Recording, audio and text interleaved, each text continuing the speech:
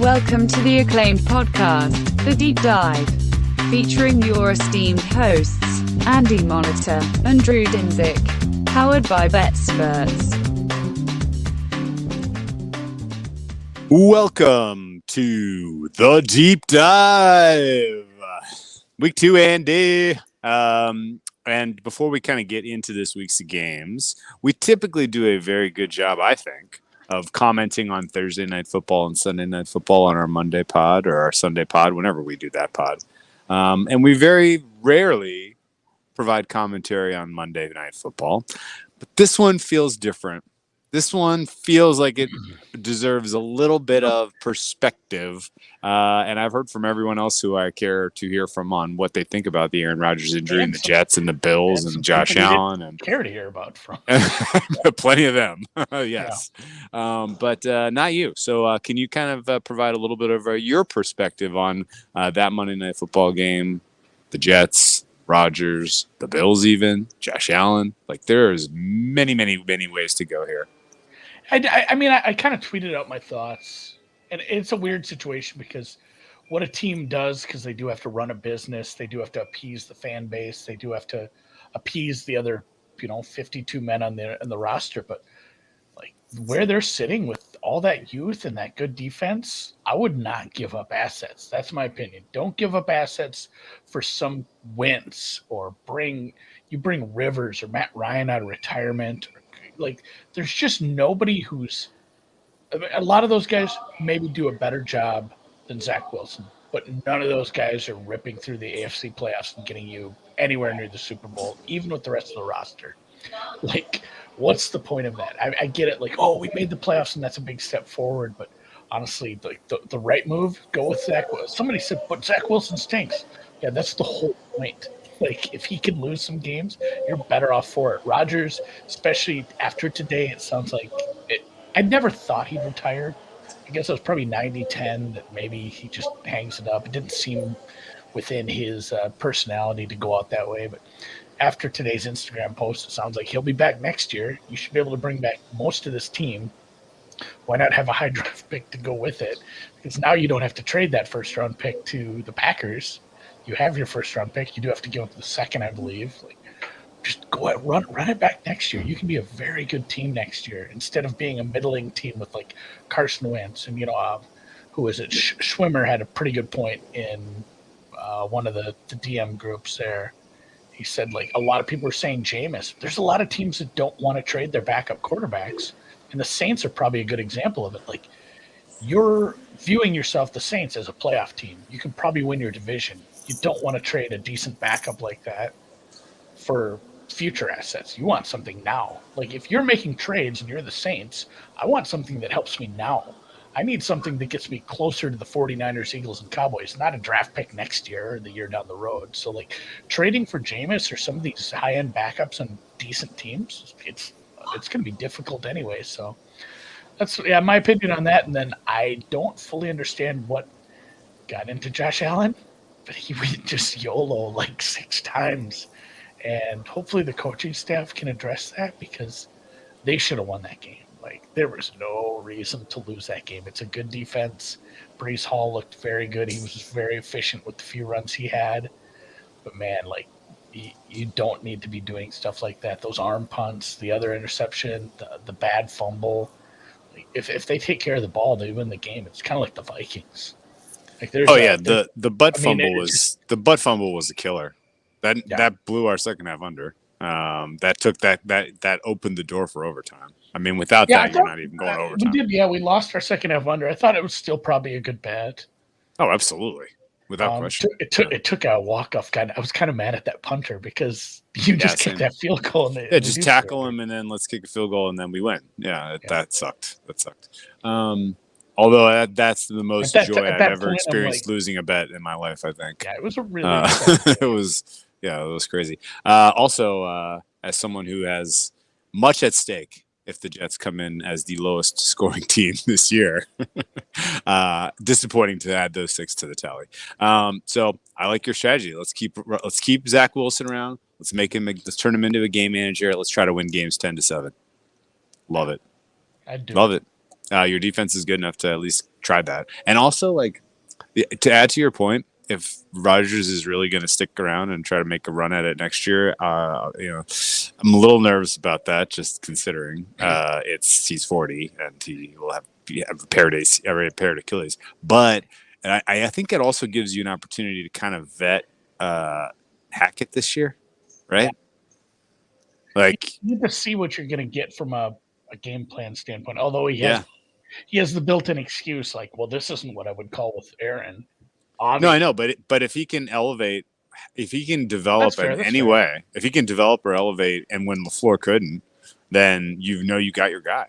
And if he can't, then maybe you consider another offensive coordinator. But all that said, the Josh Allen stuff is bizarre. My temporary conclusion at least, is that whatever magic he had with Dable, it wore off halfway through the season last year, right around the time he hurt his elbow. And there were signs even before that elbow injury, like you remember the game where they absolutely had no business losing to the Dolphins early in the season? Yeah. Like there's just been bizarro shit like that for the Bills going on a little while. And the YOLO is the exact right characterization. Like Al's just got that in his DNA, and Dable managed to find a way to use that to his advantage. And so far, at least, they have a good, what's his name? Dorsey hasn't. Yeah, they got Kincaid, and he looks like a viable addition to, if you have him and Gabe and Diggs, you have decent enough pieces around that, decent enough running backs, offensive line. Obviously, Josh Allen, like, you should be able to make this offense work without him having to do stupid shit like that. So okay, well, let's get into the week's card. Let's get into these cards. Thursday Night Football, and honestly, you lead the charge. I mentioned this today in the newsletter too, with week 2, overreaction week, whatever you want to call it. But even in this spot, week 2, week 3, and we even run into this way down the road when we get, you have teams like this every year, Drew, where it's like, I don't think anybody can give me a decent enough, picture of what I can expect from this team week in and week out. It's even harder at the beginning of the season, but there's just a few games where the matchups are goofy. The matchups last week were goofy, or in the Eagles' case, the game state was weird. I don't think I have a good enough picture of what this team is. I don't know if my power ratings on these teams are even fair or decent because of some weird game state or in-game, kind of situations. And like Eagles, Vikes, and Niners, Rams, those are a couple team games where it's like, I'm showing some value, but I don't think I'm going to be betting either of these games. This total has ticked up, but exacerbating all that is the injuries. Bradbury is ruled out. That was kind of an issue. Obviously, Kirk gets all week to practice snaps and exchanges with the backup center now. Both Bradburys are out, by the way. Yeah, Bradbury. I forget. James Bradbury for the Eagles is out as well. But yes, the center, Garrett Bradbury. My mind was doing somersaults. Like, what snaps? Yeah. Garrett fuck. There's two of them. Center, but Christian Darrisaw also, I think, was limited today. Or maybe even out. I'm gonna have to check all the practice reports. I worry a little more about practice reports once we get to Thursday and Friday. Wednesdays are not super indicative, but obviously, I don't know what the fuck I'm talking about. This is a Thursday night game, so I think we have to rule people in or out pretty soon here. Or do we do that in the morning. I don't know. There's a lot of questions, I'm sure. Either way, Nakobe Dean is ruled out. That's a big piece of that defense. And then again, speaking to the Vikings game, we had a team that probably should have won the game if it weren't for 3 turnovers. We had an Eagles team that came out raring, snorting, scored a couple of goofy touchdowns. And then that offense didn't look that good. And you have to ask yourself, like, do I react to that? Or do I say, I've always believed this Patriots defense was going to be good this year. That might be one of the toughest defenses the Eagles face all year. The fact that they were able to add to their lead a little bit, hold on, means something.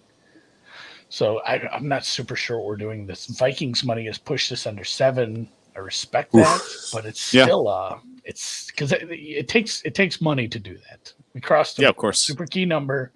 It's a road game. It's Cousins in primetime or whatever, but it's only the second ever head coaching spot for Kevin O'Connell on a Thursday night football short week like this, early in the season against one of the better teams. So I struggled to trust him at like 6.5. If I miss the Vikings number and I want it, I'm not sure I'm taking it at 6.5. I'd want to just kind of pass on this. And the same thing with the total. The total is sketchy too, because if the Eagles offense truly can't get right against a Vikings defense, it's pretty devoid of talent, and you kind of know what you're going to get with Brian Flores. There was a lot of good disguising the blitzes, but there's going to be a lot of pressure, and you just have to work on your quick game and run when the boxes are light. Even if it's run out of passing formations when the boxes are light, hit your quick stuff, and you'll move up and down the field on this defense. If they can't get that right, we got to have a serious conversation about the Eagles after this week, I suppose. No, I completely agree with all that. Eagles offensive regression is not something I had on my bingo card. I thought this unit was going to absolutely just skull fuck teams. But and they should to this Vikings defense. But if they don't, I don't know that I'm ready to really hit any alarm, because it's a short week, like you mentioned. Thursday night football is early in the season is generally death to an over. And the reasons are pretty straightforward. These guys are beat up, number one, from a short turnaround. They're not in they're conditioning there's definitely some conditioning questions swirling. And there's absolutely offensive kind of creativity and wrinkles that you're not going to get installed in this week, right? So if you saw something on tape about the Vikings last week that you want to get into the game plan this week, you're too late, and vice versa. So the market is saying that the Vikings should be inside a touchdown. I agree with that, but I didn't play it. The market is saying this total should be higher. I agree with that. I didn't play it. And most of that is because this is a Thursday night wonky football game. Funny kind of little note, the Eagles transitive property here over the Bucks. 7. This was a 7.5 at one point. That game was 7 at one point. I know there's home field involved in all this, but that's just kind of funny, that implying that gap exists from the Eagles over any team in the NFL, let alone the Bucks. But the primetime Kirk Cousins is not a factor, I don't think, in this game at all. But it is primetime Link. Going and playing in primetime in Philly is tough. It is. It's the crowd noise. It's a good home crowd. I mean, they're terrible people. That's a good reason to pass on the Vikings. A good reason to bet on the Vikings, if you want one, is that Jordan Addison looks like the real deal. T.J. Hawkinson, K.J. Osborne, the secondary receivers for the Vikings are going to have an amazing matchup in this contest, going up against CB2, 3 safety for the Eagles with Bradbury out, because really the Eagles secondary now is Slay and a bunch of guys. And so if the Vikings don't score, that's more of like a red flag for them, I think. If the Vikings don't score, I really think it's because of the injuries up front, line. And there's just too much pressure. Yeah. But I'd like to see more. Addison didn't get like wide receiver 2 snaps. Osborne still was like 50 some to his 20 some. So I'd like to see more Addison. I'd like to see more tight end. And Brinson brings up the Baker Mayfield talking about the defense was tipping their plays. I've heard several different kind of takes on that. Really? Kyle Slaughter chimed in and said basically Slaughterhouse. The Slaughterhouse. He tweeted something like, "This happens almost every game where a bunch of their calls. It's still like those calls are one thing. They still have multiple moves out of the calls, and I think that's kind of the take he was going for. And the other thing is, if he knew exactly what the defense was going to do because of the calls, that's all he could muster. I'm worried about the Bucs. Yeah, I don't want to hear that as someone who played a Bucs over, which we'll get to later. Let's keep moving.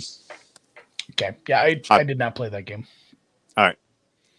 I did play this one, and I feel absolutely terrible about it because for the second week in a row, my matchbook play of the week is getting dunked on by the market. This peaked Chargers -125. It's down to Chargers -105. That may not seem like a meaningful move. That's non-trivial. This has the whiffs of trying to go to 2.5, which really, really tough for me to wrap my head around because everything I saw from the Titans offense was a lifeless unit that isn't going to be able to pass pro, that isn't going to be able to get separation anywhere close to what we saw. Like, this is like the exact polar opposite of what the Dolphins brought to town 1 week ago in terms of just speed, skill, everything, talent, you name it, quarterback. And yet people seem to be pretty convinced that the Titans are going to be able to go score for score here with the Chargers. I know you kind of feel this way about the Chargers and their plan of attack against the Dolphins, and being a little bit surprised about the short depth of target and about the degree of running, the lack of kind of early down passing, and wow, more of the same. Is this just a Herbert thing now?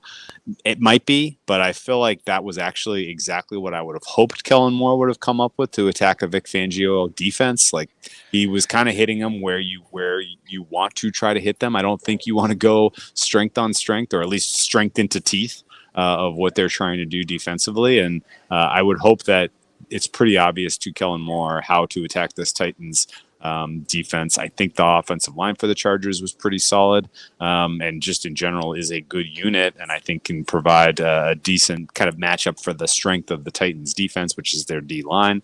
And so I can see the Chargers scoring 30 here, and I can see the Titans really, really having a tough time because I think they're not very good offensively. Does any of that make sense? And did you play this? Oh, you played the over in this, right? I did play this over. It's bounced up a little. It keeps coming back. I make this like 47 still. The injuries are, I think, what's hampering this.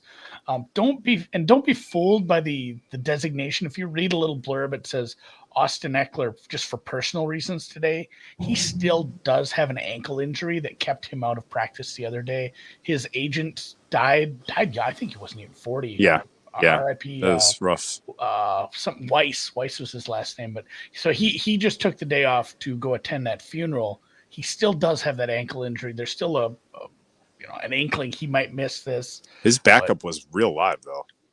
Yeah, it's still. I think they have 3 good receivers, like you said. We have the scheme in place for his backup to be fine. I think we have a good enough, scheme quarterback, and just a really plus matchup. Fulton hit the injury report, Amani Hooker, and they had injuries to the secondary already.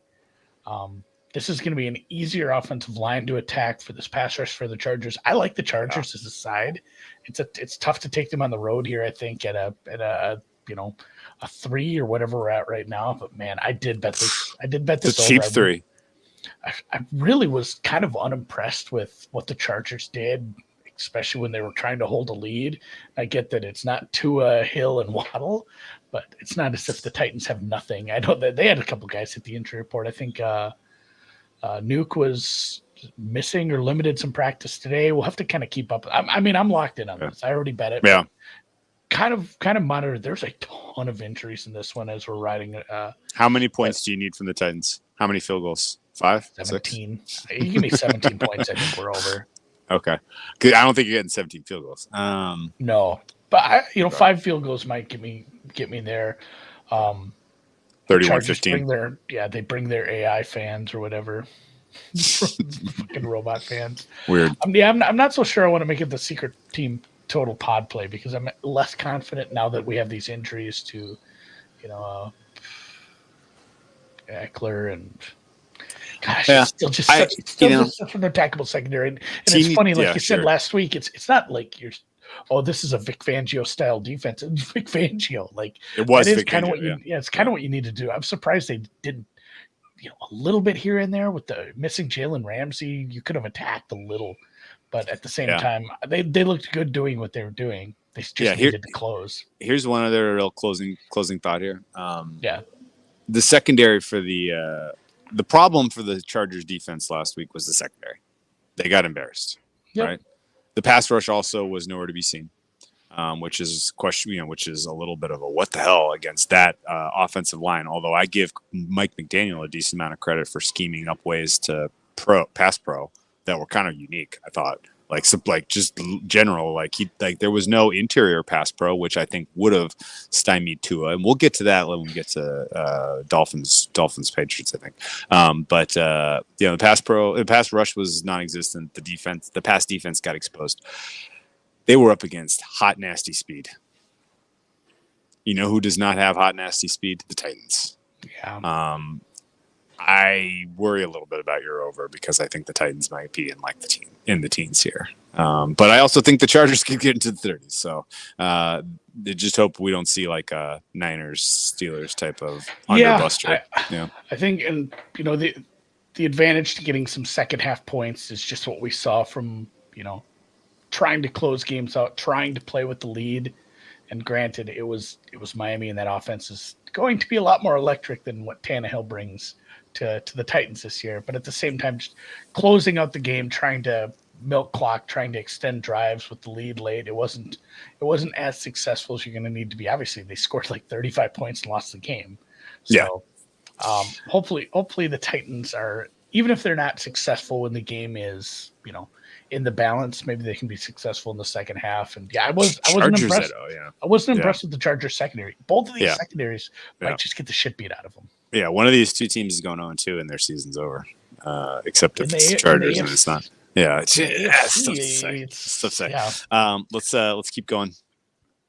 You want to set this one up? Or Packers? Oh, Falcons. Falcons. So Packers look good, but there might be an asterisk after this week where it's like, oh, the Bears were just that bad. I hate to take my time here to talk about the Bears, but there's been nothing good coming out of that city. Like Claypool is going to be sad. He looked like he just gave zero effort.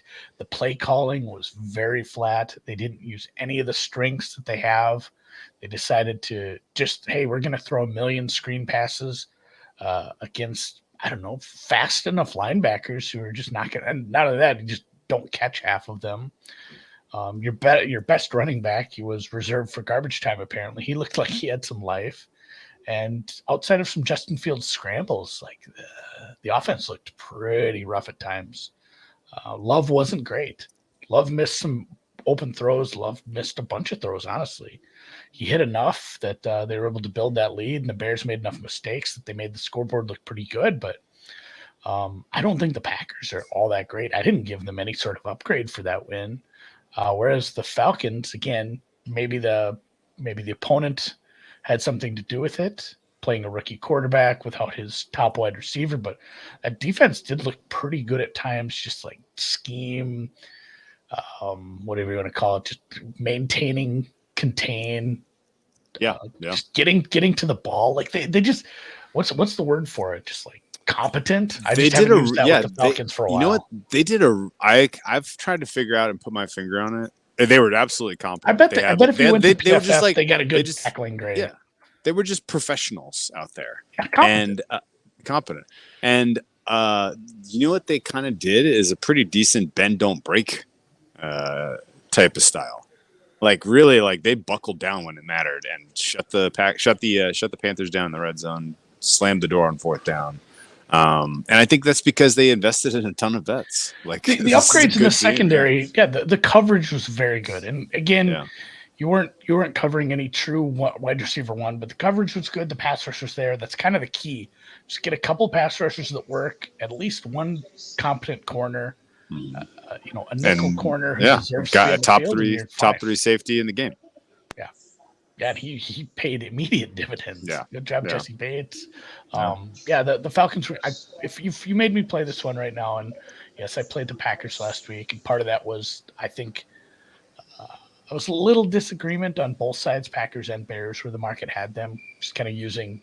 Again, what I thought, you go in, predict it, you go look at what the markets opened up at and what the implied was. I was a little higher on the Packers, a little lower on the Bears. I'm fine where I'm at on the Packers, but I probably did need to upgrade the Falcons just a little, especially on the defensive side. The only thing that's keeping me off betting the Falcons just straight up at home here is like the game plan offensively and the fact that I think Ritter might really suck. Like he is just... He does not look super. All right, hear me out. Because I've been going back. They might not need him to be. Forth. Yeah, I know. I've been going back and forth on how to attack this game. I'm almost certainly going to bet it. I have a strong opinion the Falcons are going to win, but I'm not getting a great price. That's the only bet I can make on this is Falcons money line. The factors that are interesting to me, well, the total is ticked down to 40.5, so I think that's my way in now. 41 points, I think, is doable. I think the Packers can score, even if it's just garbage time points. Even though the Packers are dealing with injuries to a lot of their skill position group, This We could didn't be mention Aaron this could Jones be yet. yeah, this could be the AJ Dillon Luke Musgrave show out there with Mr. Love. It's also worth noting that the Packers are on their second week in a row on the road. Young team, not a lot of conditioning, not a lot of familiarity with getting their bodies right on this type of spot. So Packers could just completely lay an egg. The Falcons, for what it's worth, are also, in my opinion, hand in glove what they want to do offensively and the absolutely appropriate way to attack a Joe Woods defense. The Packers like to run nickel and dime. They like to have extra defensive backs on the field. Many of those defensive backs are poor tacklers. The Packers like to, use light boxes. The Packers like to take away your wide receiver one. The Falcons don't give a shit about throwing to their wide receiver one. The Take away Falcons, London. We don't even know. We're not even sure he's here. Who? Drake? Who? The Drake. The second week in a row, the Drake's going to be a decoy. I really think that that if I had a highest confidence opinion on this game, it's that the Falcons are going to get theirs. They're going to win time in possession. They're going to ultimately, it may take until the second half, but they're ultimately going to break through with their heavy personnel packages and their unique running scheme. Best of luck to the off-ball linebackers, safeties, and cornerbacks for the Packers in terms of tackling.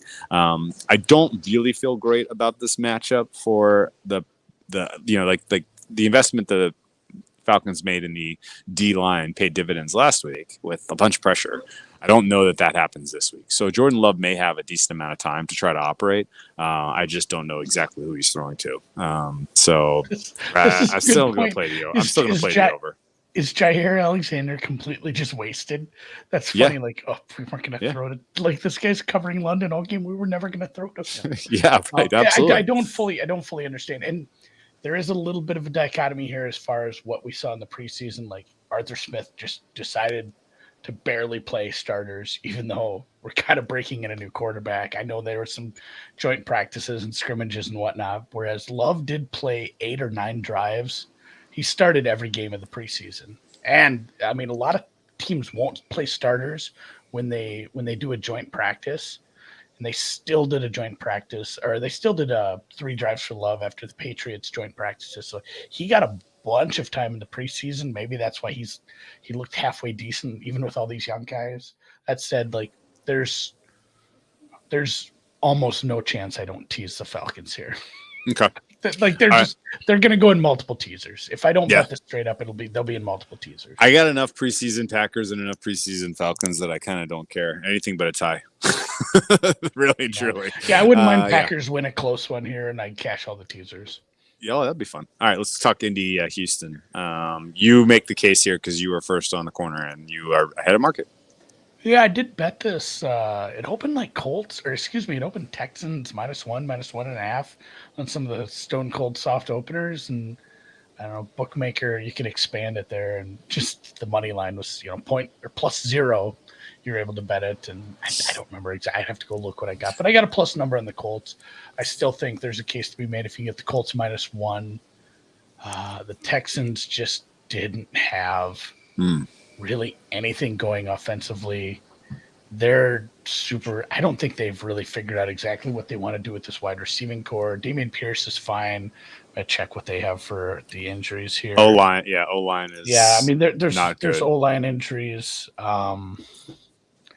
George Fant did come back in the game. They had the safety injury, and really it's been good news this week. I bet this early before the news, but it's been good news for the Colts. The Anthony Richardson thing was a nothing burger. They said they would have played him if the game would have been in the balance at that point for those final 2 plays. Zach Moss played or practiced. That's good because they were down quite a few running backs with JT still on the PUP, and then Evan Hull got hurt. So they absolutely need a running back. Otherwise, they're signing somebody, I suppose. But no, I liked Richardson. He didn't look rattled. No, I don't ever want to compare what Anthony Richardson does to Joe Burrow or Trevor Lawrence, but especially rookie Trevor Lawrence, because I'm just not sure he had the right tutelage that year. But we always talk about that poise, that shit you can't coach in. Yeah. He just didn't look rattled. It's not that the other two guys, in CJ and Bryce looked horrible, and in but fairness, they were on the road. they were on the road. It is hard to judge. It's hard to judge a guy, first NFL game, hostile environment like that. I mean, they played at big enough schools. You go play in the big house. You go play in some of these SEC environments like that. There's going to be more fans there than there are for some of these NFL games, but it is tough. It's still a whole different league. I liked his poise. I liked his running. I liked how they used him. He got his rushing touchdown. He threw for a touchdown. It was the best offensive output by any of the rookies. He didn't get that third touchdown was defensive, but he got him down there for 2 touchdown drives. It's an away game, but man, the Colts are a better team. The Colts are a better team. Yeah, I have them like 2.5 points better. Yeah, the Colts are better. And that's why I played them +0 at +100. And then the classic +0 +100, which actually was, I think, what it opened. I didn't actually play there. I sold out to -2.5. I think the Colts can win this by a field goal. I didn't have that available. It didn't let me go any farther than like -0.5 or something. Yeah, I waited a little bit, but I bet I'm with you in solidarity. Let's go Colts, better team. Road field advantage is a thing now. Apparently, I don't know what in the world happened with road teams, but boy, oh boy, did they absolutely crush in week 1. I don't think I'm not really using that as an angle here, but I do note that home field advantage has never been less important in the NFL. The only other point I want to bring up is I think I was too tough on the Colts defense in terms of rating them preseason. They got some players. Shaq Leonard back matters. Like, he's a player. And DeForest Buckner, he matters. He's a player. Like, those are 2 blue chippers right there. Like, their secondary is a bunch of nobodies, but like, there's some good guys on that squad. And I think overall, Shane Steichen is a coach that I like a lot. I think this is now a quasi Colts pod until further notice. It's going to be one of those where they win like 4 or 5 games, but we're still like positive about them after a lot of weeks. Like, hey, that was another performance. Like, this is one of those where Richardson can win Rookie of the Year with like 4 wins. I 100% think that's fair. And having like 800 yards rushing or something. I love it. He could have a Cam Newton season. Cam Newton won 6 his rookie year. He ran for 14 touchdowns. That's kind of where I feel like we're headed. Yeah, very similar. He has extra time. Him having like 12 plus rushing touchdowns is definitely in the cards. And yeah, like as Adahef's pointing out to the front 7, like you just mentioned, I'm not super psyched about the secondary in Indy, but the front 7 is good enough. And you're facing this cluster injury up front for Houston. I think we can get the pass rush on. Yeah. And it's tough to take the rookie quarterback on the road, but I'll take it because I think he's the better rookie quarterback. Yeah. And he has a true wide receiver 1. He did connect with Pittman a few times. Yeah. That helps. Yeah. Let's move on to Seattle, Detroit, and I'll set this one up a bit. I blew it. I thought that the JV defense in Seattle, LA was the road defense, but it was the home defense for Seattle. And they now face a much tougher test because they're going up against an elite offensive line, a bunch of weapons, a good scheme, a good offensive coordinator, extra time to prepare. And for all of those reasons, this is one of those overreaction spots that you just have to walk away from, I think. This look ahead was 2.5, 3.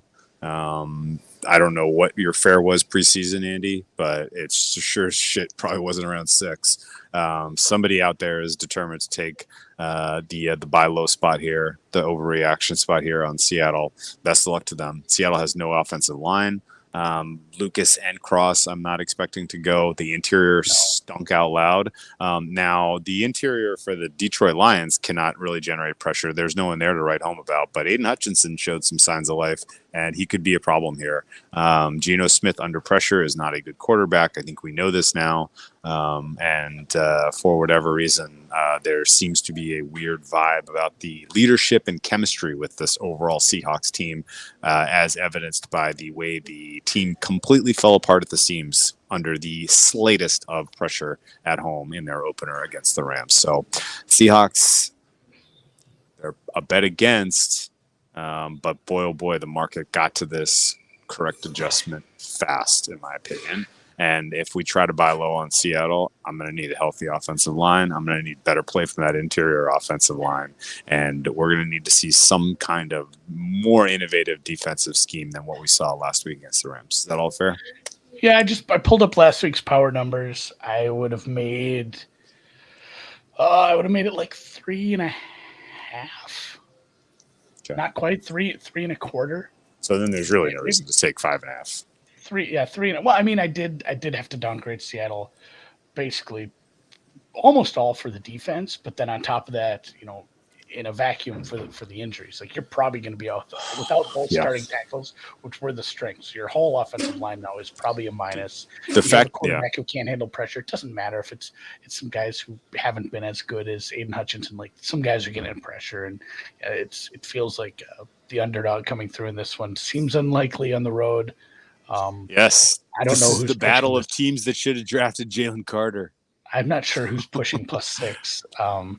But yeah, I have no appetite for either side in this. I did put a little bet on the over 46.5 and over 47 after Rass just smacked it down. It was like 51. And I have this like 48.5.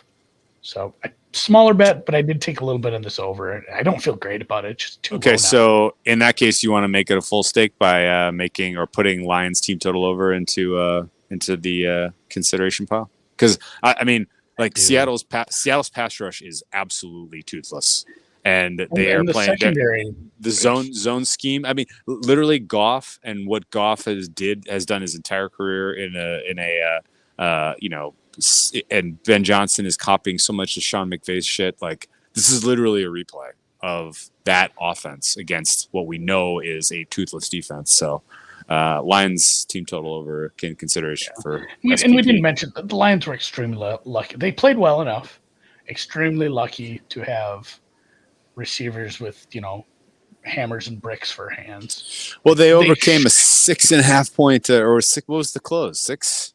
Yeah, I mean, they overcame a pretty big hurdle. They were a considerable dog, but they probably should have lost that game. I believe the cover was very warranted. Going into the fourth quarter, it's probably 50-50 who's going to win. But that, I don't know. I don't know when Jamal Adams. I think Witherspoon plays. I'm not sure how much it matters with how they've built this team, especially up front. So, yeah, if it's like 26.5, I think the Lions can get there. Yeah. I'm putting it in the consideration pile. Seattle, Seattle, by the way, the real quick funny side plot, Seattle went out of their way to scoop Devin Witherspoon in front of the Lions, who desperately wanted him in the draft. And then the Lions promptly traded back and took Jahmyr Gibbs. So both teams had a swing at Jalen Carter, who has already tripled the next most pressures among rookies. And neither of these teams has any interior pressure. So well done, guys. I mean, ultimately, if Jalen Carter's in jail in a year with the guy from Longwood Gardens who is committing murders, then I guess we can revisit this take. But as of this second, this is the head-to-head of teams that should have drafted Jalen Carter. Yeah. Moving on. So I went to war with Baker last week. The offense maybe is taking some steps forward. They have 2 good receivers. They just have to use them a little more. Baker looked good in the second half. He looked good moving the ball. Good enough. You should look better against that defense. I know they brought a lot of pressure, and Tampa was maybe at a disadvantage, even though I've been saying it all year. The Minnesota Vikings defense as a whole will not have a good year. But if there's anyone who's going to have a disadvantage, it's the teams who have to play them first, who don't know exactly. Like, you can go watch what Flores did in other spots. You don't know exactly what you're going to get with this Flores defense off the bat. New DC, new scheme, a lot of shitty players. Who knows? They ended up getting blitzed the most of anybody in the league last week.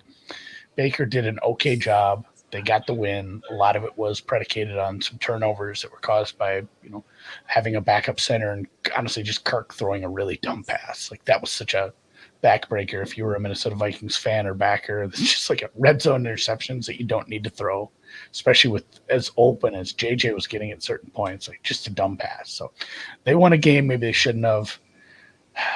I don't know if I can downgrade them though. Like, I kind of had them in a spot where it's just 6 was too much. I don't consider Minnesota's defense good enough to buoy them up with that offense. And then the Bears, I don't know what you want to say. Like, there's people that are betting the Bears. I know some of them. I respect some of them. But boy, I'm just not hearing any good things from this from Hallis Hall. They can't seem to figure out this offense. Like, it's not a great matchup because they don't have JJ. They don't have Jefferson. They don't have somebody who's going to just destroy those. DJ Moore. They threw to him twice, though. That's what I'm saying. No, I know, but it's because Jay Alexander took him off the map. The rubric for betting Bears is: do you have a CB1 that can erase DJ Moore? If so, Bears will score. Will underwhelm. That's my general. That's what I wanted to hear. I wanted to hear what your thought process was, because I get it. They don't have a big DJ Moore game. Yeah, big DJ Moore game coming. For those who are on the Bears, that's what they think. Yeah. If DJ Moore has more than 2 targets, he fucking better have more than 2 targets. He has like 9 targets. Andy, you want to feel better about this? So I've heard that the Jamal Bears no, I don't really know. Alexander. No, plus they play a style. They're not. They don't shadow. Yeah, they'll keep them on the same side. Yeah, yeah. That's my guess. I have heard though the Bears are going to take the analytics cylinder to Tampa, so they got that going for them. No, but in more seriousness, like some of the Bears fucking up last week felt like they were wearing the weight of the pressure of the entire city and the entire summer, expecting them to go out and just beat the Packers in week 1, and they stubbed their toe a couple times, and it was like it all went to shit real quick.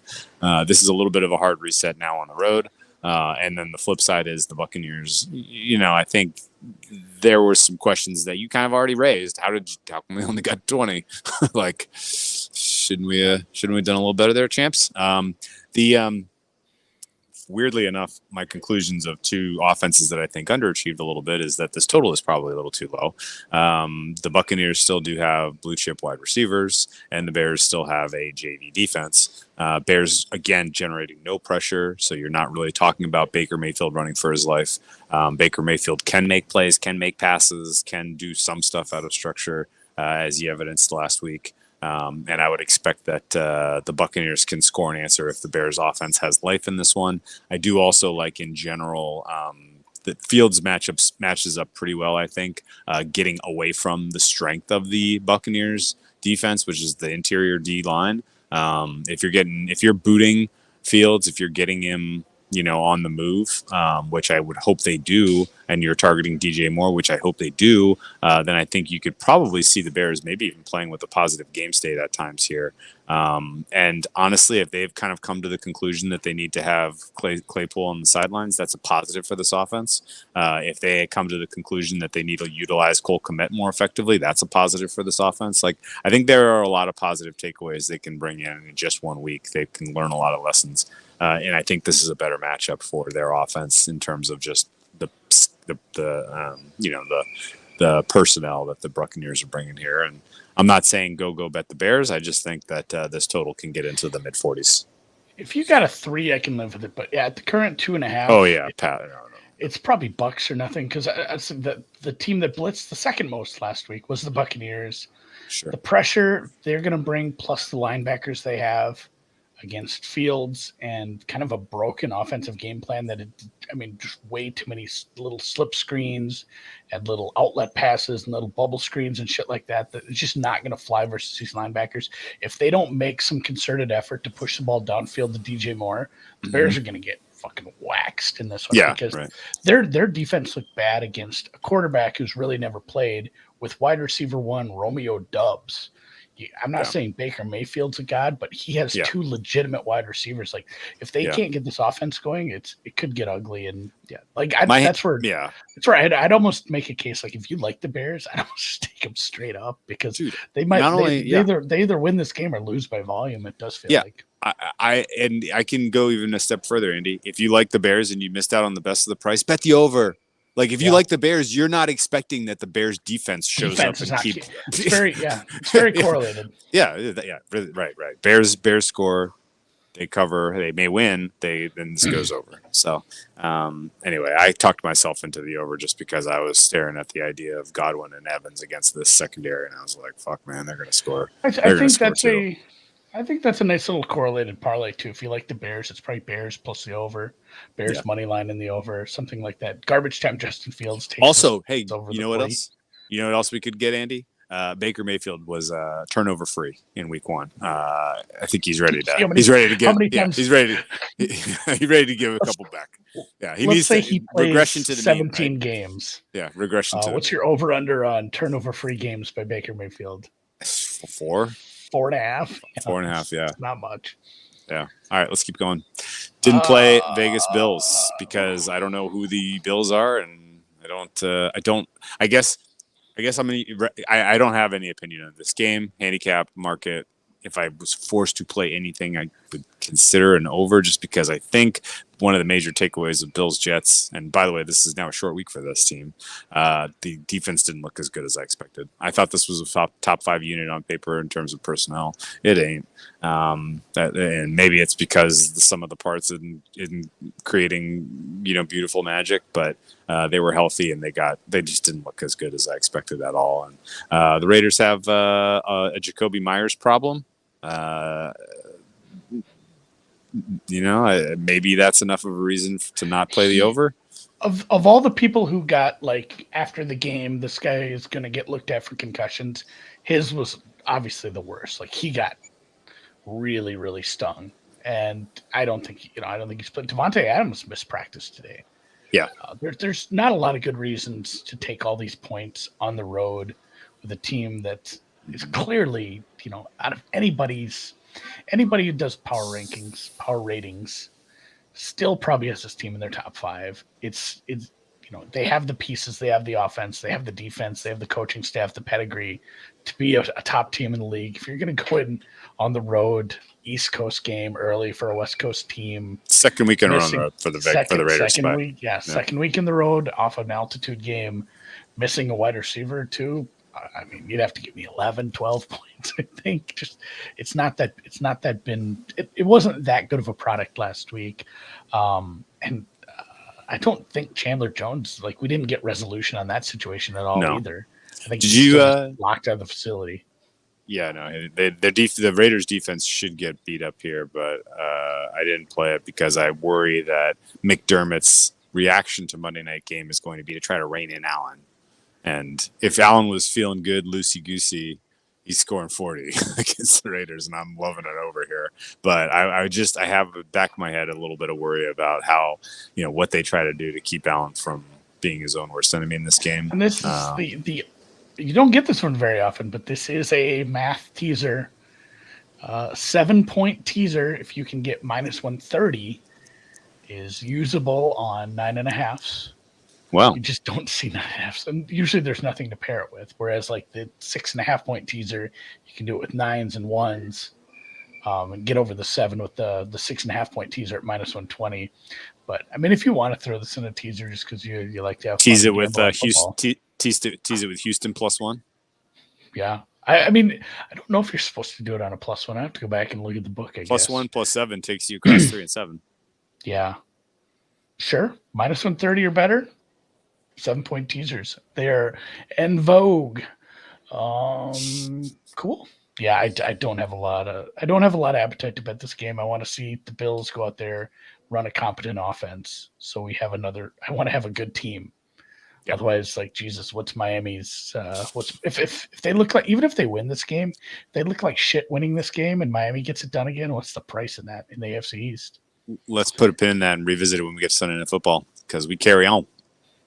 You carry on, and real quick, I do got to tell you guys about our friends at Ticketmaster. Because that's it's getting there. It's week 2. Maybe your team's 0-1, and maybe the tickets got a little cheaper. You go figure it out over there at our friends at Ticketmaster. Prices are dropping if you want to go to a Giants, Vikings. I can name a lot of 0-1 teams. I can name 16 of them. So yeah. Ticketmaster's got you covered for those. The official marketplace, the NFL, the seat map gives you the 360-degree view, so you don't sit behind a goddamn post or something along those lines. Nobody wants the obstructed views.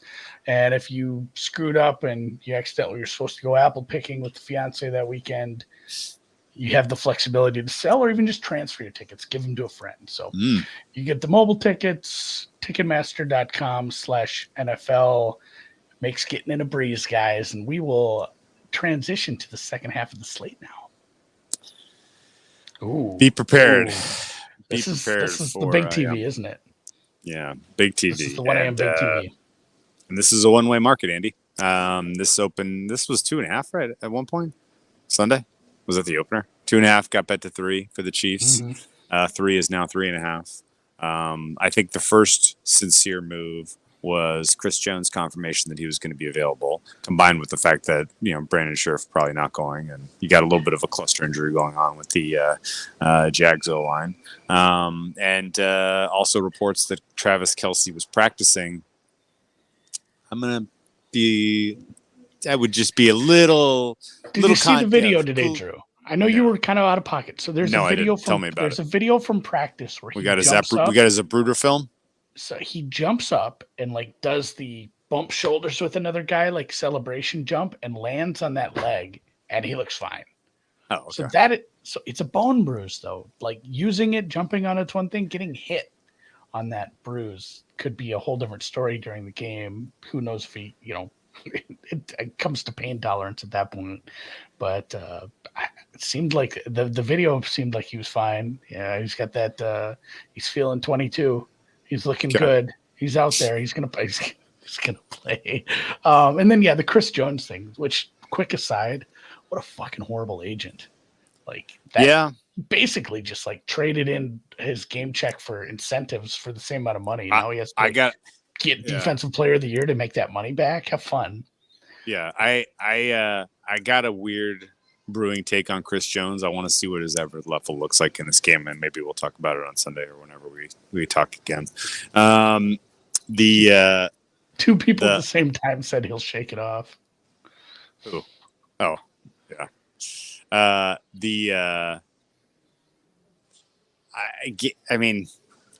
I haven't heard anyone make a case for the Jags in this game. I get why. People don't believe in this defense. People remember the Chiefs running them off the field when Mahomes was healthy in the last game. I think this is still, the Jaguars have more in the tank offensively than we saw against the Colts. A full Doug Peterson game plan is something I'm excited to see deployed here. And I think if you can score into the 30s, then you have a chance to hang with Pat Mahomes and the Chiefs. I'm not making a strong case here for the Jaguars in any way, shape, or form, other than to say if they actually win this game, considering the fact that everyone else who matters in the AFC has already lost, considering that the rest of the AFC South looks like winnable games for the Jags, I'm going to be pretty insufferable for the rest of the season. Just Duval homer week in, week out. Trevor Lawrence MVP.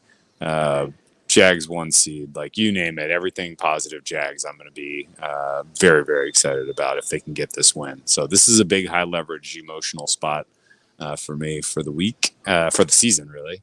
I don't have a ton of tangible reasons to believe the Jags can win this game, but crazier things have happened with Chiefs games in the last week and a half. So it's recently, and it's crazy. My numbers right now, and I did not make really strong adjustments for either. You get a little bit of bump for getting Kelce and just being healthy. Two out of the 3 best players are back. Wasn't super keen on some things I saw for the Jacksonville defense, but I already had them kind of low. I ended up looking at that, didn't end up downgrading them. I make this 3.6. Yeah. And Patrick beat me to the bad blood joke. Yeah, this is maybe another brewing rivalry. This is gonna be fun for a few years. So shake it off. There could be some weather. Well done, guys. Well played. Well played. I don't have a strong take on either side.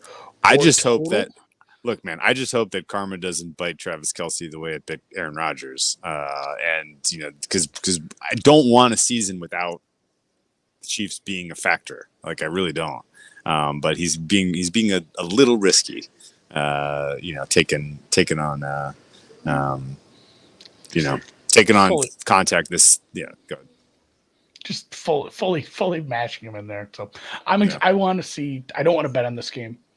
If I did bet on this game for fun, I would just bet it over because I want to see both. I want to see Ridley and Kelsey just go back and forth like pinballs. I want to see good quarterback play.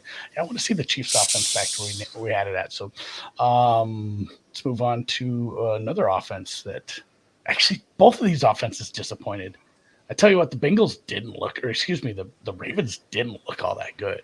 No, that's not a game I watched right away. I didn't have that on any of my TVs. Didn't have it on didn't even really watch the score bug.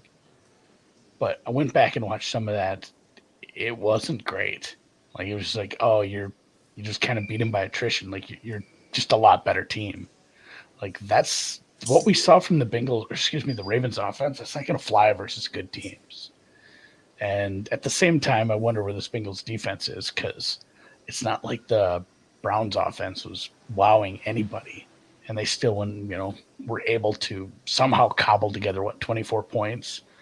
This is a weird matchup too. And this has a ton of injuries. And I don't know, there's still some people that are pretty convinced that Burrow is not 100% healthy. And it wasn't just rust. Obviously, we have a new starting running back for the Ravens now. It's like Melvin Gordon coming up. I don't know what's the Humphrey status. Not expecting. I don't think he was back in. Though. And then injuries on the offensive line for the Ravens too. So this is one where you're paying a premium on the road in a divisional game for a team that just scored 3 points with a quarterback that might not be 100% healthy. I could do nothing but an under here, and I make this total. That's the thing. I make this total like 47. I'm not speaking.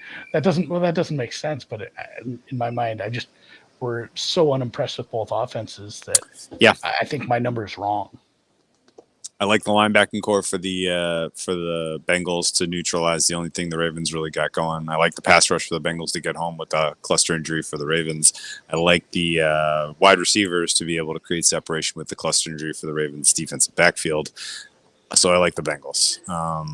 I'll be watching every single drop back by Joe Burrow to see if there's anything there with his mechanics, with his calf injury in terms of limiting his ability to deliver accurate balls, because that's kind of all he's got in his toolbox. But I think this is a decent opportunity to take advantage of a really beaten up team.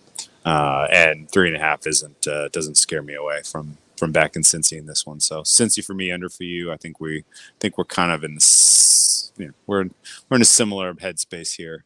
I don't know. Any interest? It's another one I want to watch. You got any? I guess considering how effed up all the rest of the AFC North is, do you have any interest in Bengals plus 250 to win the North? I thought about it. I'd worried that I place that and like Burrow just isn't right. It comes out and he ends up missing. Achilles gone. Yeah. Yeah, just like that calf is weakened his Achilles. Yeah. All of a sudden, I don't even know the back of the trip. Man, we moved off KC Jacksonville too soon. I've thought of like 10 other Taylors with puns. So I know. We'll save them for, you know what? We'll save it for next week. I have an 11-year-old, so I know plenty of songs. I guess this is one where even if I don't have any bets, I watch a lot of this game, I think. And Zay Flowers, when I was going through rookie snaps and targets and routes run, quickly becomes like, I expected Addison to be the rookie receiver that had a lot of targets a lot of snaps compared to, the other guys, whereas he was kind of behind Osborne. Flowers was out there a ton. Oh yeah. He's wide receiver number he's one. He's like, it's not just like, oh, he passed Bateman. Like he might be number one until Andrews is back. Then right. It's still the Mark Andrews show, but yeah, he has a legitimate chance if he starts getting in the end zone, 8-10 touchdowns. He has a chance to get into that conversation. That was one of my early tickets. So and yes, not only that, but when I went back and watched, like he looks good. He looks very shifty, just like he did in the preseason when he put who's the rookie corner for Washington on his ass. Sam would know this. Forbes, yeah. Like he is very, very shifty. I like him quite a bit. So I'll be cheering for Zay Flowers, and we'll move on to Giants Arizona here. Another game that I've seen a lot of action on. I laid some alt spread Giants here. I don't really have a handicap. This is going to be 40-0 Giants. Yeah, I don't know if Andrews is back. I'm still kind of waiting on confirmation on that. I think Andrews probably goes. I'm like 60-40 he's back. But I don't think he gets a full tomorrow. I don't think he gets a full complement of snaps. And I'll be honest with you, I never really understood how he was hurt in the first place. Like that was a weird kind of That was a little weird. And speaking of hurt tight ends, this is a oh my god, did you see that? The Cardinals didn't even get a logo. Oh, they get the shower.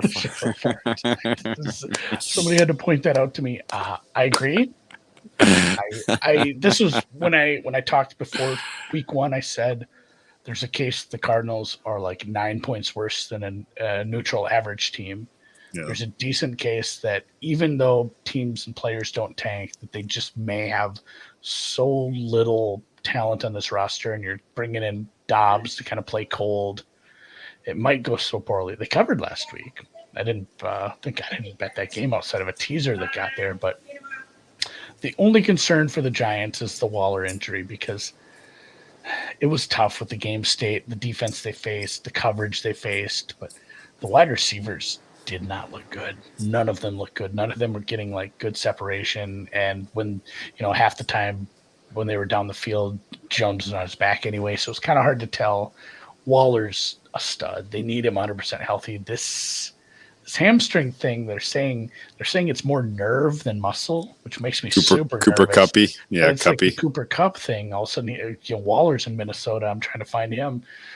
That's maybe more of a long-term problem for the Giants. Although if they lose this game somehow because Waller's out and they look like shit again, then the long-term problem is finding like who are they going to draft 3rd overall here. Yeah, this has whiffs of. You remember it was such a bad game state. Like the Giants are not that bad of a team. It's so hard to judge that team from that game. The Giants are going to get throttled by the good teams, and they're going to beat the shit out of the bad teams. I think that's who they are. That's fair. And I think what this game reminds me of. You remember when the Giants just absolutely eviscerated the Colts at the end of last year, and it was such a compelling beating that it won Brian Daboll Coach of the Year. This is his opportunity to get his guys going and get some back on track here against the Cardinals team that honestly, like, I think there's a realistic world where they had an entire offseason of hearing they were awful, they're going to lose, they suck, 0-17, they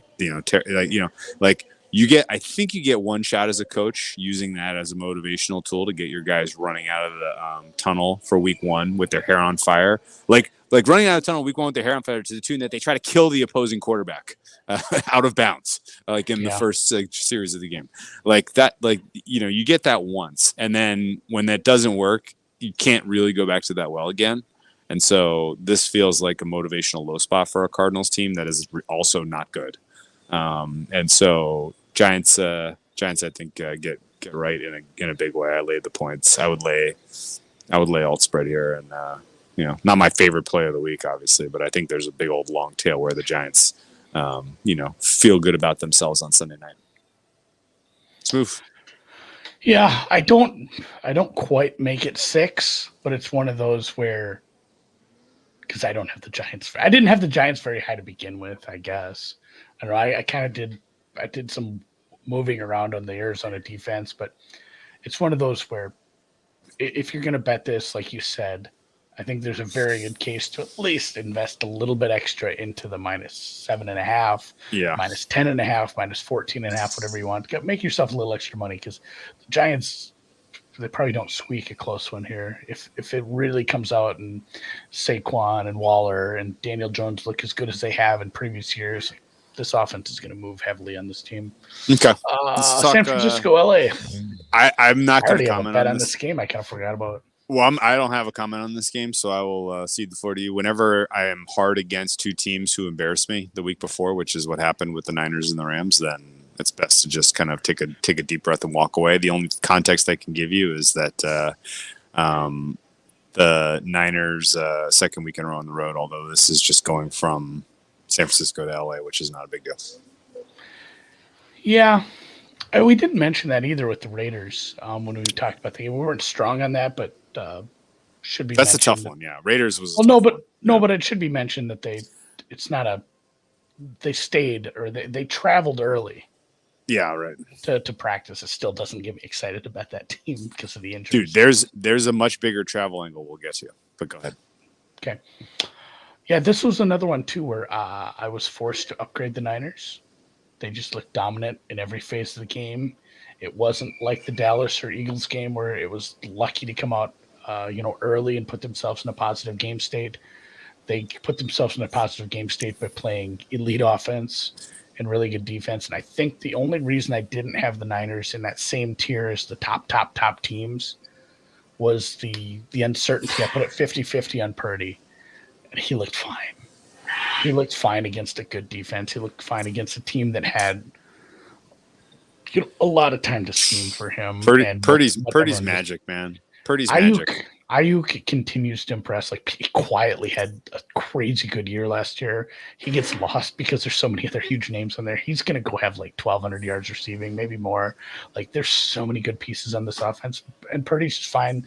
The defense is great. Christian McCaffrey's, we're not going to use him as much. He had like 150 yards. This is probably a juggernaut if this continues, and the Rams went and played a team that didn't have good coverage, didn't have good pass rush, and Matthew Stafford looked good because he's a good quarterback. He still is if you keep him clean. I don't think he's going to get that benefit this week. This is a great teaser leg. I'm not laying it on the road, even in a divisional game, but I did end up putting this in a teaser with the Jets from Monday. I really wanted to bet the Monday game, but I wanted to just use the Jets, and I had Jets to close some teasers. I wanted to open another one up, so I ended up with the Niners -1. So I have a little action on the Niners to win basically outright, cover the one for me. But I'm not doing anything else outside of maybe putting them in a couple more teasers here. No, interesting that the Niners have been a hot side here on the road. People basically, like, I'm going to be just phenomenally annoyed if it turns out that the one good game the Rams had all year was the 1 week I was banging the table. Well, and that's the thing, it's a AAA team. Yeah, I feel like you have to weigh, like, when a game happens and you have to make some judgments on teams. A lot of times it's 50-50. Yeah. Like, oh, this team overperformed a little here and this team underperformed here. It's usually within like the 65-35 range at most. I feel like there's a decent case where it's like, yes, Stafford was good, but so much of it was Seattle. Was Seattle's defense in that game. Oof. Yeah.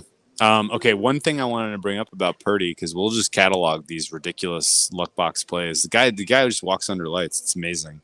Did you see the play where TJ Watt strip sacked him and then he sat on the ball and managed to, with the surgically repaired elbow against TJ Watt, he managed to retain possession of a fumble behind his back on the ground. What? How? He's blessed. Second coming, amazing. Guys. Amazing. Second coming of Brady, right? I mean, like, it's got all the whiffs. It's wild. Niners are a truck. There are, the story of the season so far is there's like 5 good defenses and there's like 2 good offenses, and Niners have one of the 5 good defense and one of the 2 good offenses. So, pretty unbelievable. Let's talk Jets Dallas. 2 of the top 5 defenses in the NFL go head to head. Total down to 38.5. Andy, do you know off the top of your head? Because I'll do the research if you don't. When was the last time we had 6 games under 40? In the early part of the season where it wasn't like snow preseason. Preseason week 4, week 3. Yes, you're absolutely right. So I believe Norm Van Brocklin was facing off against the active Stanleys. Amazing how low these totals are. It is crazy how the scoring, you kind of predicted this, Al. I'll give you credit for that. You were on this early. And I wish I could have made money on that. I think there's going to be a lot of cases. Sorry, good. There's a lot of cases for people too. Just, I think people are going to start to pile on this too. And if you like overs, I think there's a lot of spots where you can wait.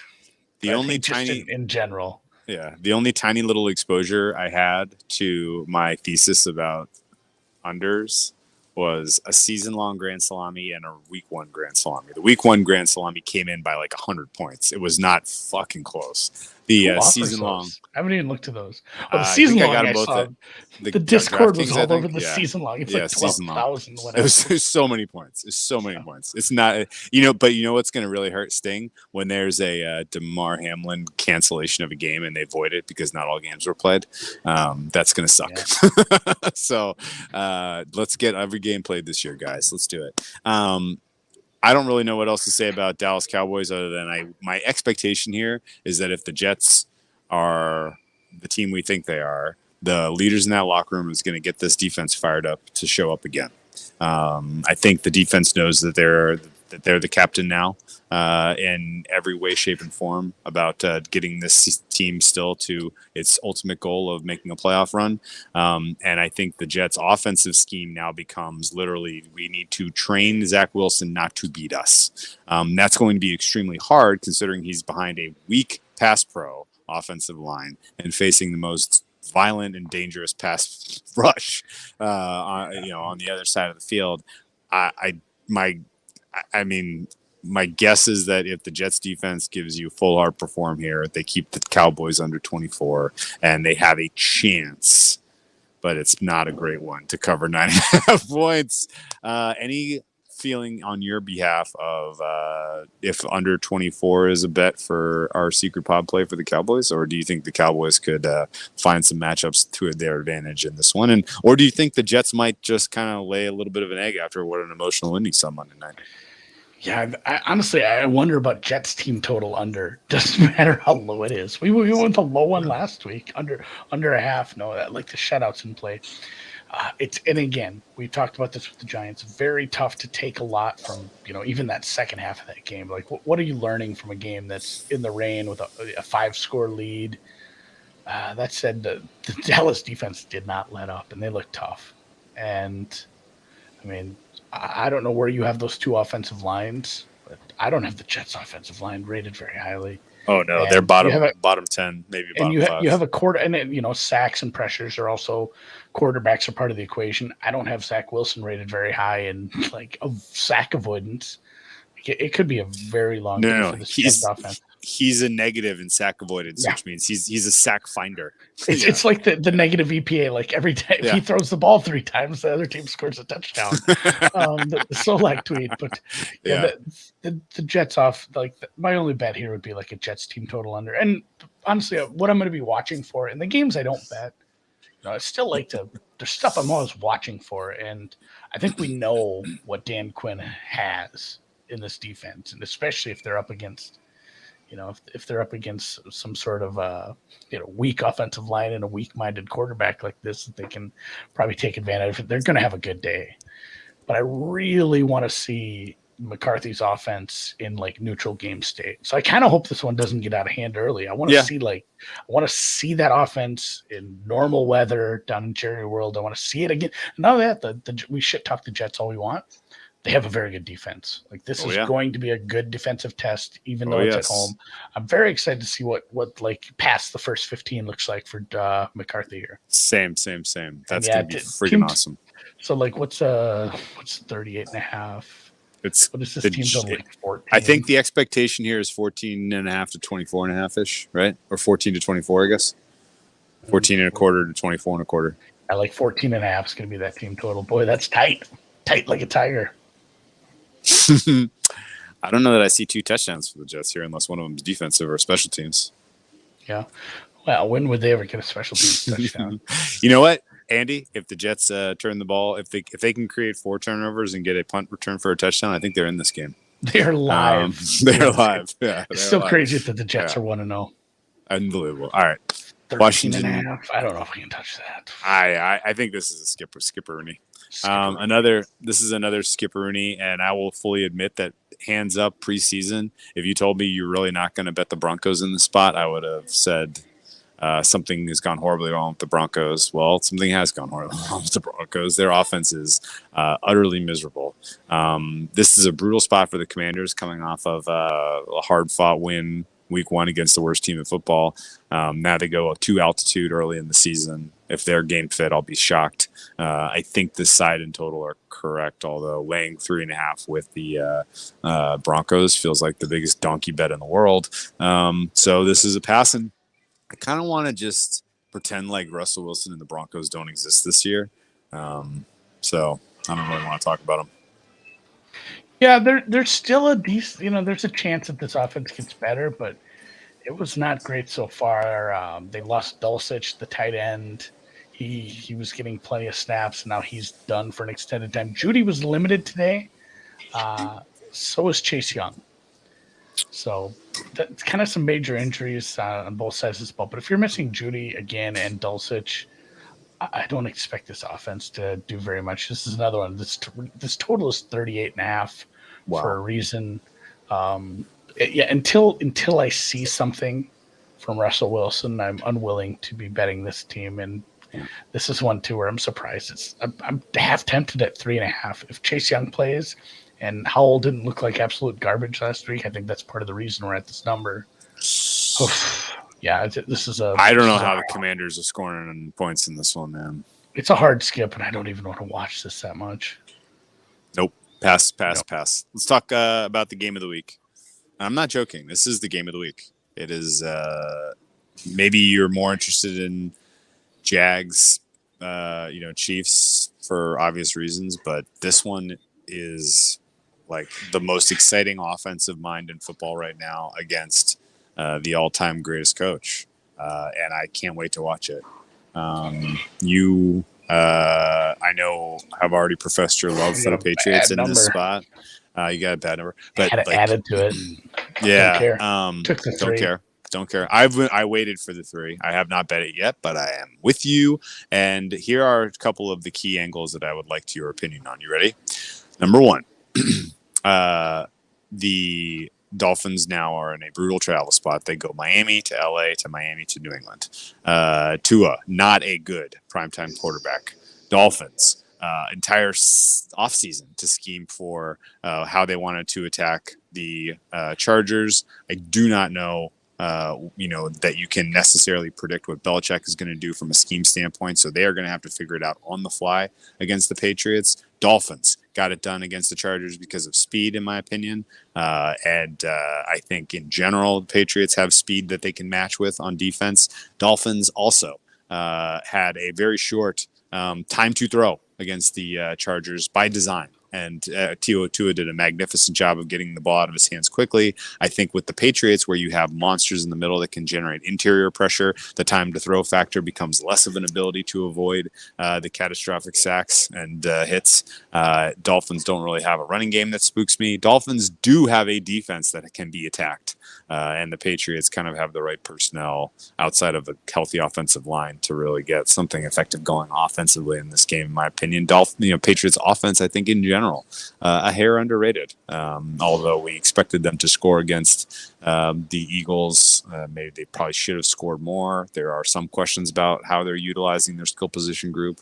But the kind of final question or kind of final point I have for you is, Patriots, if they get this win, and it's not a coin flippy win anymore. Now, they're a little bit of a kind of an unlikely winner at the current price.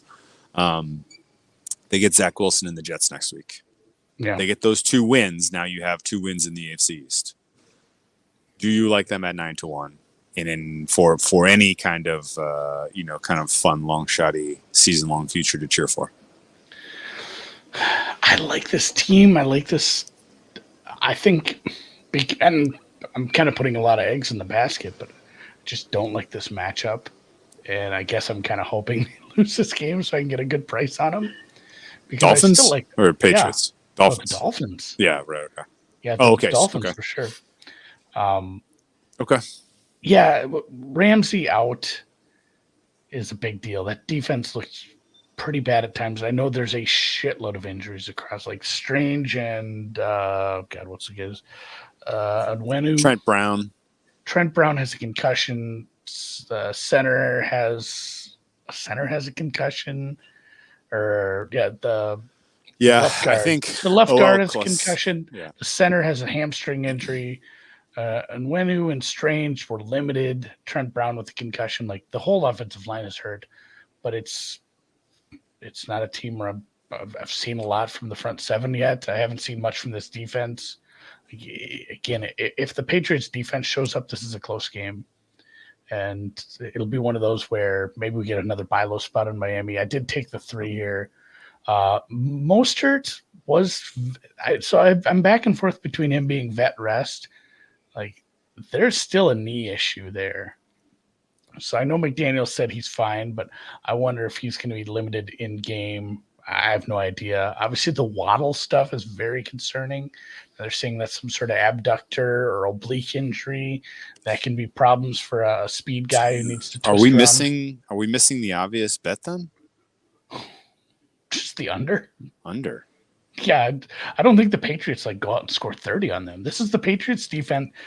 We're overreacting to a Miami team playing against a defensive coach who's never been able to coach up the defense, looking really good. We got the MVP and Offensive Player of the Year overreactions. Not that they're bad. They're very, very good, but we're sitting full overreaction on Miami, and they're going up against a way, way better defense.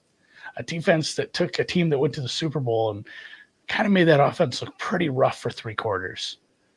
This is a very good defense at home in division. I don't know. I like, especially if Waddle were out. God bless us. This 3 is coming home, but I like the +3. I took Patriots on the money line. I'm gonna split my stake 3 ways between Pats +3, Pats to win the East, and under 46. Actually, I'm just gonna full stake under 46. Yeah, I think that's where I've come to with this entire discussion because I didn't know the full extent of injuries. That's all spooky shit. Primetime unders, Andy, in the beginning of the season. Do you know if there's an angle? Is there some there? Is that a thing? A trillion and oh. Yeah. Speaking of primetime, we forgot to mention that tomorrow night we have the market. If you're in New Jersey, our friends at Profit Exchange, and anybody who knows the 4for4 guys in Noonan, I leaned on Noonan for this because the prop for tomorrow's game at Profit Exchange, which you can just go add liquidity to, is Georgia Bulldogs over under tackles and assists combined, because you have what a prop. There's a bunch, and you even have one on the Vikings and Lewis Sign. Wow. It's not all Eagles. Lewis Sign didn't get a lot of time on defense. He might have not played it. He might have just been special teams last week. But so he set it at 10.5. Noonan did. Awesome. I have to say Sign. He set it at 10.5, and then Nakobe Dean was injured. Was Dean ruled out. He's like, hey, we got to change this to 5.5. so anyone want to know what his projection for Nakobe Dean was? Do the math on that. But it is now a little lower. There's going to be a code. If you are in New Jersey, there'll be a link in the show notes after the show. Profit Exchange. I love it. Real quick on Monday Night Football, because I'm about to go long bunch of travel. I don't know that I'll be available for halftime shows. Hopefully Andy finds a worthy replacement, and I don't think Sunday recap is in the cards for me this week, but I will move heaven and earth to make sure we do a pod a week from today on Wednesday, even if I'm from remote locations in the middle of the night. But the Monday Night Football games, I bet Carolina +3. I think that's a competitive game. I think Carolina looks better in that one than they did last week. I think the Saints are a huge question mark, maybe a minus. And I passed on the Browns-Steelers game. The thing to watch in Browns-Steelers is Kenny Pickett's cognition, because he was concussed in the 3rd play of the game. And if the Browns get after him again, if they get a shot on him early in the game, I'm worried about his longevity for the season. But I'm certainly kind of interested to see if the game is slowed down for him at all, or if he is still kind of having trouble getting through progressions and just in general looking like the moment's too big for him, which is what I felt like we saw last week. So I'm really not joking about the concussion thing. I'm pretty sure that was a huge element in why he played the way he played, particularly in the first half of that game. But I'm a Steelers homer defender at this point, so I am what I am. And I did I think I tweeted it out, or at least I put all my plays. I forgot to do it week 1, but I did put all my plays in BetSperts on the app there. If you're going to see anything, I try to put them in right after I bet them, but I did play that under 41. Obviously, it's not really good information right now. It's down to 39. It's good to 31, though, right? It might be one of those where if you're feeling kind of frisky, it might still be fine. Missing an offensive lineman from a offense that didn't look all that good, playing against a tougher defense, and then just kind of what we saw and then Deontay Johnson missing.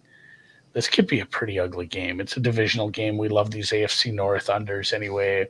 Hopefully, maybe we even get the added bonus of some wind and some weather down there. But I did play that under. I agree with you, sort of, on the Carolina thing. I'm not as there with you. Just I wish I had a better number. I'm negative on. I'm very negative on the Saints with you there. Like, I don't believe that offense, as currently rostered, is set up to be an offense that puts up 28, 31 points on even bad teams. They just don't.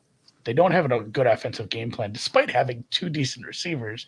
Obviously, missing Kamara stinks, and they've had some other injuries. But I'm not a strong believer in that offense as currently rostered. And just like it's not a big number, but covering numbers just probably isn't going to be their jam this year. They're going to lose close games. They're going to win close games. They're going to be in close games. Like, if you're going to be betting a lot of dogs against the Saints, and they might still go win this division. But Carolina. If Shark's back in, that'd be a nice added bonus. I don't think people are – I don't know if people are hopeful on that. Did he end up practicing today? Don't know. I didn't hear a lot of DJ Chark chatter today. He did return to practice. I think he was limited. But, yeah, those hamstrings. Everybody has a bad hamstring this year. I'm scared to walk to my truck. All right, well, let's wrap it up there. Good job. Great pod. Best luck this week. Let's go Jags. And let's go Pats. Yeah. Let's go Patriots.